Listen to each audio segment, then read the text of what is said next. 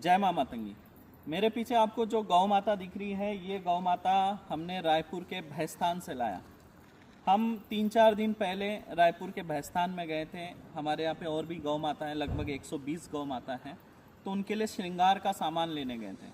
तो उस वक्त मुझे ये गौ माता जो है वह भैंसस्थान में बारिश में कीचड़ में भीगते हुए भटकते हुए दिखी, और ये वहाँ पे कूड़ा कचरा खा रही थी।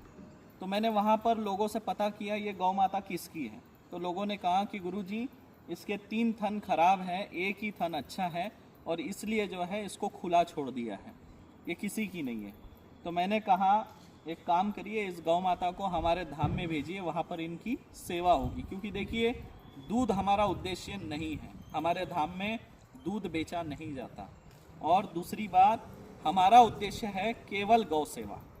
तो इसलिए आज ये गौ माता 3 दिन बाद जो है हमारे धाम में आ गई है। अभी इनका स्नान वगैरह करा दिया गया है। अभी ये जो है भोजन पा रही है यहाँ पर, और अब ये यहीं पे रहेगी धाम में, और इनकी यहाँ पर सेवा होगी। देखिए, अगर आपको भी ऐसी गौ माता कहीं मिलती है तो उनको घर ले आइए, उनकी सेवा करिए, यही सच्चा सनातन धर्म है।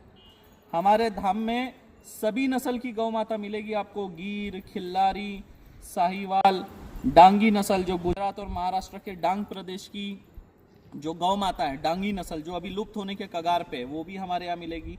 खिल्लारी गौ माता जिसकी बनावट घोड़े जैसी होती है। महाराष्ट्र में एक तरफ घोड़े को बांधते हैं और दूसरे तरफ जो है उस खिल्लारी गाय बैल को बांधकर जो है दौड़ाया जाता है, मतलब घोड़े के बराबर दौड़ती है और दिखती भी घोड़े जैसी है। तो खिल्लारी गौ माता भी हमारे यहाँ। और सबसे बड़ी बात, हमारे पास भगवान श्री कृष्ण की गाय है।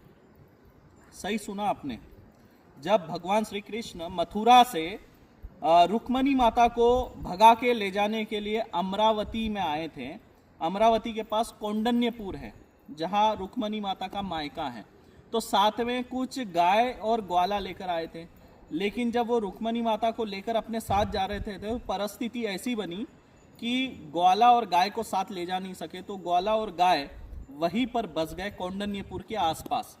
और अभी वो जो गाय हैं उनके वंशज, आप ये कहेंगे, उन्हीं गाय के वंशज है जिनको गौड़ाऊ गाय कहा जाता है, और वो भी अभी लुप्त होने के कगार पे है। आने वाले समय में हम केवल किताबों में पढ़ पाएंगे कि भगवान श्री कृष्ण की गाय वहाँ पर मथुरा से भगवान श्री कृष्ण लेकर आए थे, पर वो अब लुप्त हो गई, ऐसा हमें सुनने मिलेगा। इसलिए उन गाय का संरक्षण करने के हिसाब से हमारे यहाँ पर गौड़ाऊ गाय और गौड़ाऊ नंदी को भी लाया गया है, जिसका नाम है शंभू। उसकी कद काठी आप देखेंगे तो मोहित हो जाएंगे शंभू को देखकर। तो यहाँ पर सभी नस्ल की गौ माता है, देसी नस्ल की भी गौ माता है। उड़ीसा राज्य के 4 देसी नस्ल की गौ माता हमारे यहाँ पर है। हरियाणा की देसी नस्ल की गौ माता हमारे यहाँ पर है। हमारा उद्देश्य है केवल गौ सेवा करना।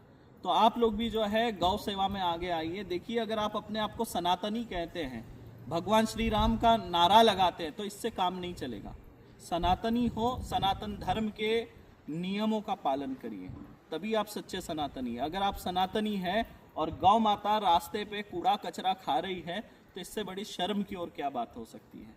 आपके घर पे कुत्ते के लिए स्थान है, आपके घर पे वाहन के लिए बड़ा सा शेड आप बना सकते हैं, लेकिन एक गौ माता के लिए आपके जेब से 400-500 रुपए चारे के लिए नहीं निकलता।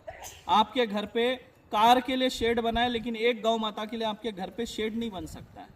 कुत्ते के पीछे आप महीने के 4-5 हज़ार रुपए खर्च कर सकते हैं, लेकिन किसी गौशाला में आप गौ माता के नाम से 4-5 हज़ार रुपए नहीं दे सकते। आप सोचिए, क्या आप सनातनी हैं?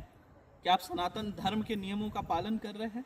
थोड़ा सोचिए। जय मां माता।